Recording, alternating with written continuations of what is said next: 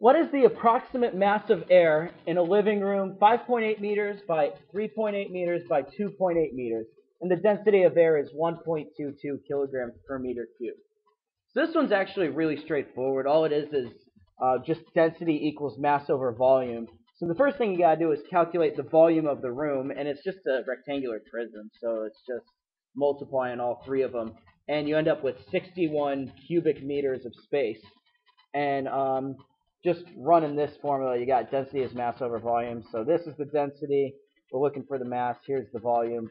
And the math is pretty simple. If every cubic meter of air has a mass of about 1 kilogram, then 61 of those cubic meters is going to have a mass of about 75 kilograms, which is about the mass of a human, which is pretty cool considering the air in this room is actually just as massive as one of you. Kind of interesting when I first learned that. What is the absolute pressure and total force on the bottom of a swimming pool that's 22 meters by 12 meters, whose uniform depth is 2 meters? What will be the pressure against the side of the pool near the bottom? All right, this one you're trying to solve for pressure and you're a certain amount beneath the water, and you're going to need Pascal's principle.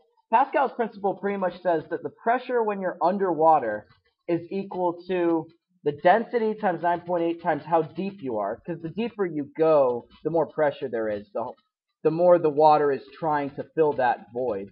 And you've also got to add the pressure that's on top of the water. This is usually just going to be 1 atmosphere. It's the air on top that's also pressing down on the water. This might be a little different too if you have something like a piston that's pushing down the water, but we're not quite there yet. All right, so solving this, the atmospheric pressure is 10 to the 5th pascals. You just got to know that. And then we're adding the pressure from the water that you're under, which gives, you got the density of water, which is 1,000 times 10 or 9.8, and you're 2 meters below the surface.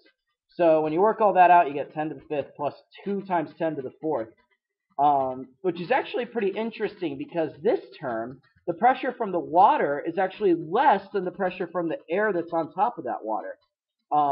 In fact, it's quite a bit less. It's only 20% as much, and you get 1.2 times 10 to the 5th. So you only have 20% more pressure here than you would have if you're sitting outside of the pool. It actually turns out you've got to go to a pretty decent depth before the water pressure is more than the regular atmospheric pressure. You got to go about 10 meters down. Okay, anyway, it's asking for the total force on the bottom of the pool. The definition of pressure is force divided by area, which means you can rearrange this and get force equals pressure times area. The pressure is what we calculated over here in the last problem, and the area is just width times height for a rectangular pool. And then when you multiply all that stuff, you actually get quite a bit of force. 3 times 10 to the 7th newtons. That's a lot of force on the bottom of this pool, considering there's 4.5 newtons to a pound.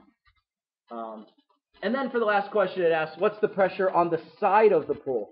Well, pressure is hitting you in all directions down there. It doesn't care if it's hitting the top of your head or the bottom. All that matters is how deep you are according to Pascal's principle. So it's actually the same answer we had over here. The pressure on the side of the pool is the same as the pressure on the bottom. It's 1.2 times 10 to the 5th.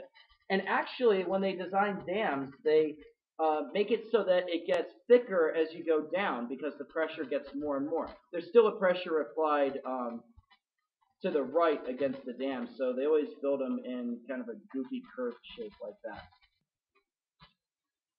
A 78 kilogram person has an apparent mass of 54 kilograms because of buoyancy when standing in water that comes up to his hips. Estimate the mass of each leg. Assume the body has a standard gravity of 1.0. What they mean by standard gravity is that your body approximately has the same density as water, which is why you can choose whether you want to sink or float. Okay, so first of all, we set up all the forces in this problem. Your force of gravity minus your buoyant force tells us the normal force, because apparent weight is the same thing as normal force. It's how hard you feel that you have to push yourself up to support yourself. Well, your force of gravity is just 78 times 10, 780. And your normal force would be 540 if that's your apparent mass, 54. Which gives you a buoyant force. There's an upward force of 240 newtons when you're underwater. Which means the upward force of each leg is 120 newtons.